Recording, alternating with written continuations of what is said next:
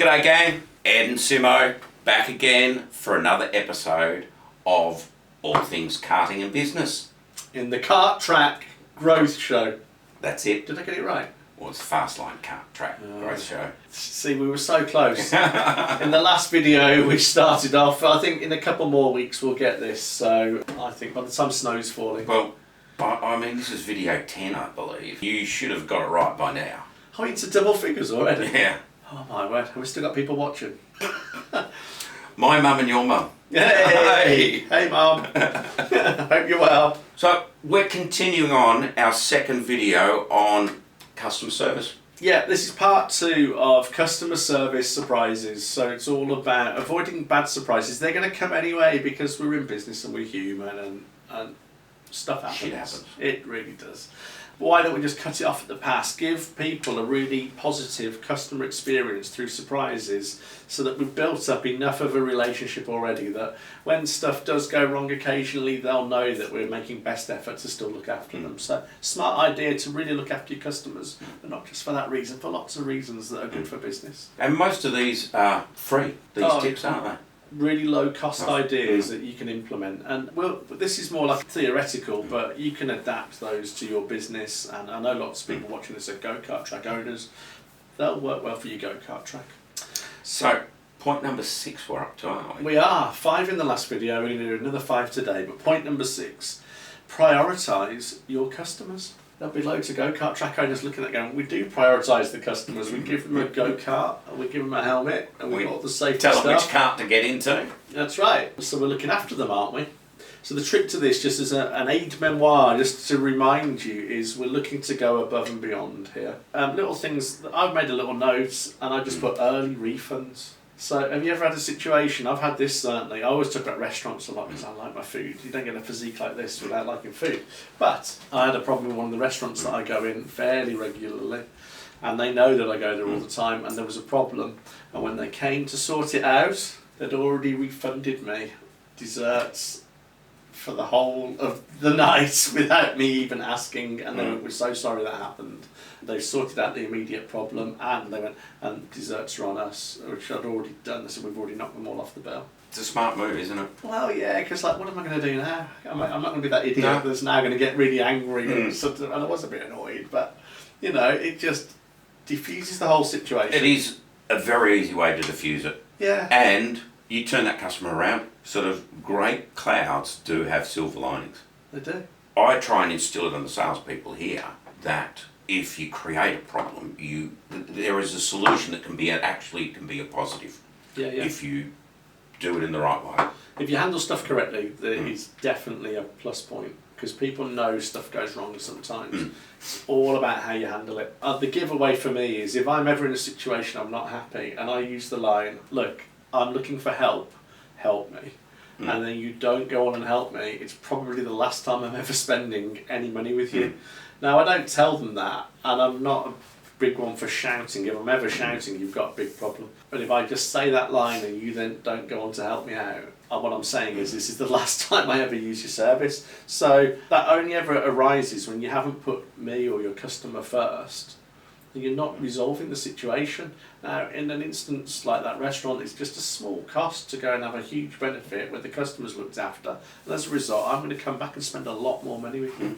So it's a bit of that longer term thinking and just working out who your customer is and what they're really asking you for. So a really smart thing, prioritise your customers' needs above your own needs often will work out very well.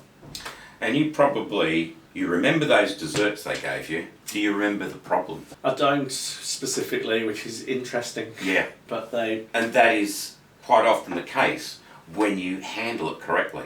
Oh yeah. You just go, oh, I got these free desserts because there was a problem here last time. What was the problem? You know. Well, my niece was with us as well, and she calls me Uncle Eddie. Uncle Eddie, remember that restaurant we went to where we got? She remembers we got free desserts. So I'm like, where should we go? We'll go to she says, can we go to that restaurant again? I'm like, no, that's expensive. We're going to go to McDonald's.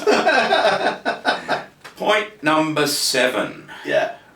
Now I've written retweet your customers. Now, lots of your customers live their worlds in social media land these days. I'm on there a lot. I really don't mind too much about what's written on social media, so I don't live in that world. But there's so many people that relate to their whole world as this almost like virtual avatar these days. I don't mean they're all blue and flying around on it, but they appreciate it when you're taking an interest in them. So if somebody's taken time to follow your business, if you can follow them back and just once a week go and pick out half a dozen things your customers are doing and retweet them with a nice little comment. Just something really simple like, hey, great job. Or, hey, loving this, hope to see you down the track again soon. Or, this was one of our great customers has done this.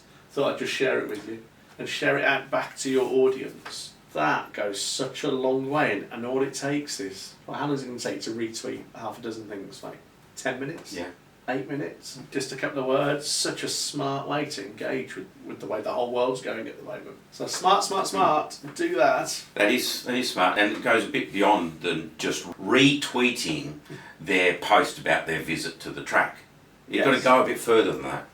You've got to take interest in your customers' personal lives.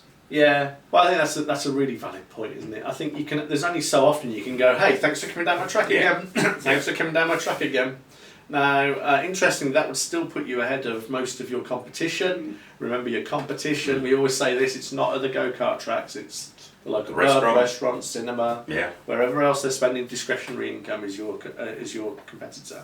So you're already ahead of the game if you're doing that, but so much more better if you can really sort of get that empathetic response that makes them really take note that you are not just parrot fashion typing out a one-line response to them all the time. And we're probably not talking about all their customers. The good regulars, do it. You know. Well, even the act of doing it though, all the other customers will spot it. Everybody wants to get involved in that. So it encourages. It works on other more subtle layers as well. If they're living their life in social media land, and they see that you're retweeting and picking up on stuff, then it will encourage them to come and have a chat with you and find out how they get retweeted and come and spend a bit of time with you. And they'll make all sorts of assumptions around why you did that. So they'll be thinking, if I go and like ingratiate myself with them, they're more likely to come and do my stuff. So just look for those raving fans and work with them. What are we up to? Number 8? Here we are already on number 8. Birthday drinks on you. Always. Yeah, that's just a nice little way to say thanks. And they only come around once a year. So it's not a heavy expense. I was laughing because I've got one friend, she literally just goes around pretending it's a birthday all the time, which is a little bit naughty, but it just means that about half a dozen times a year she goes out somewhere and they think it's a birthday all the time. But like, she's laughing at the restaurants and stuff that do that, but actually the restaurants, they don't care. We've got you back in and you're spending more money with us, so the joke is on her. But it doesn't just have to be birthday drinks. That's a smart time to just go and give them a free drink. It doesn't cost a lot. No. Do you know what I mean? And it gives them a reason to come to your track over anywhere else. You can do a really good campaign around that. It doesn't even have to be a drink. It could just be sponsored race on us. It's something that is just engaging with the customer to give them that pleasant surprise where they go, wow. A customer wow moment. So give your customer more wows. I should have thought of a better phrase than this. Give your customer more wows, you can take more bows. Yeah, we'll have to work on the... I think so. But yeah, birthday drinks on you. Right, number 9. Send postcards. I like that. It's smart marketing technique. So there's been a move into social media, into the Ethernet, and what most businesses have forgotten is direct mail works ever so well. Certainly does. I don't get very much through the door these days. It's always bank statements, bills. That's about it, really. I don't get stuff that comes through the post anymore. So if you send me something through the post, I read it. The local carpet cleaning guy to where I live has done this really, really well. He's sent by far one of the most worst looking bits of A3 sheet of paper folded into A4 on yellow, tobacco yellow paper through my door. Now his copy's alright, and he's done a couple of smart things. He's screwed up in a couple of areas, but it doesn't matter. I've read it more than once. I've just read it regularly, so he's actually got me reading his stuff. It's just peculiar. Yeah. Because it's the cheapest thing ever. We quite often use lumpy mail. I like lumpy direct mail because it gets noticed. Yeah. And it gets opened. I mean, we've had some really, really good response rates from lumpy direct mail. Yeah, so we've got lumpy mail and direct mail. So direct mail would just be a postcard or a letter or something where it looks like a normal letter. Lumpy mail is... It's got something in it. Yeah, so what you want is, you got the thickness of the envelope and it's landed and you're like, there's something in here, so they can tell without opening there's something in there, but they go, what is that? So they've got to open it up to actually go and have a read of it. That's what I'd class as a lumpy mail piece. I've sent some classics out. And what have you sent out before? Most of the time it's just product and it gets noticed. Gloves, medals, that sort of stuff. Though we are thinking about a campaign with a remote control car. Oh yes, we are indeed. So this is, I don't want to share too much. No. If you are struggling to get hold of somebody and you want to know how to get an almost guaranteed phone call, you just drop us a line and I'll share how that one works. Yeah. One of the best ones I've ever seen done, and I think it might have come from a guy I used to work with called Ollie, who's a really nice fella. He did a real classic one where he got some Terry's orange boxes, punched some holes in it, wrote on the outside, live hamster inside, handle with care, and sent that out in the marketing campaign. So when people opened it up, and he'd left, I think, the Terry's orange in there, so when it moved, it felt like something was in there, which is a really smart campaign. Got everybody talking, and that's what you want your stuff to do. Now, you don't have to go that wild for a go-kart track, but it shows the way you can get creative about what you send through the post to get people engaging with you. Yeah. And it could be as simple as a postcard. My gym sends me that I haven't been to for years. What does gym membership cost? A lot. About £600 a visit.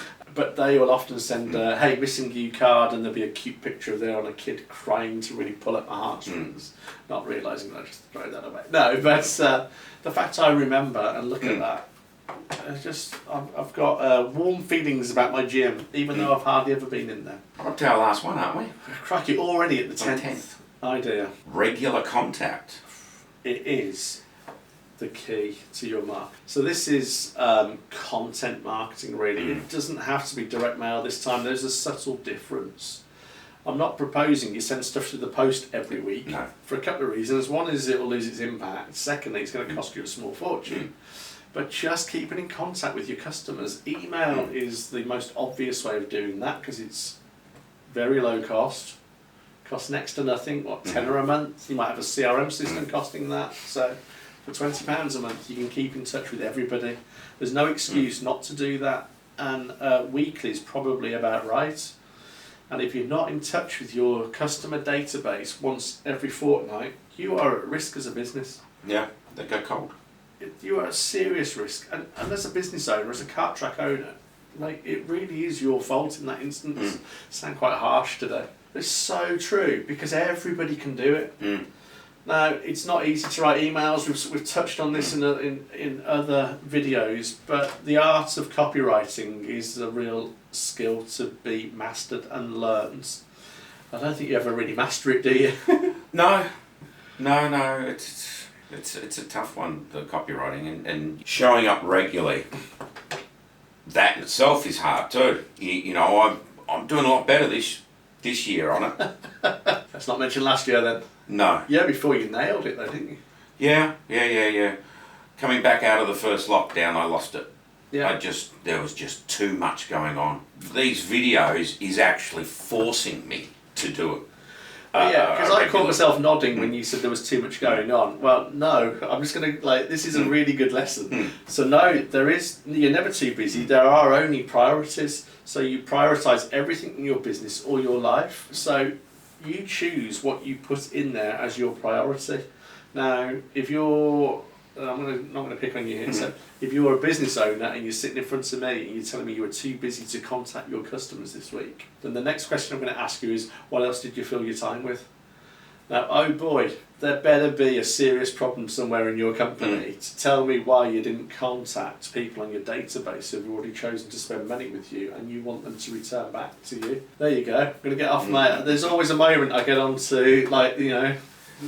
well, speaking, it is right. You need to be constantly getting in front of your customer. It just helps so much, I think. Fastline has certainly got a lot better at it. Mm-hmm. And we do it in a number of different ways. I mean, we've got our newsletters that go out every month. We've got our weekly videos that are going out every week.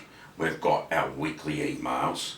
We've got Facebook posts. We've got Mechanics LinkedIn WhatsApp posts. group.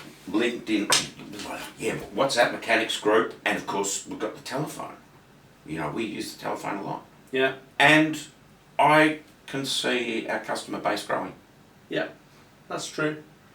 I think also though, because we're fanatical over it, so there'll still be moments where we will still say occasionally, has anybody spoken to XYZ track in the last 8 weeks?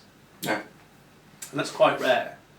In fact, it's been a long time since we've had one of those, but we're just really good at making sure that people get regular contact. And it's such a priority because it's a sensible way to help your business grow, and also just make sure your customers are getting those wow moments where they're going, somebody really does care about me, because we bloody well do.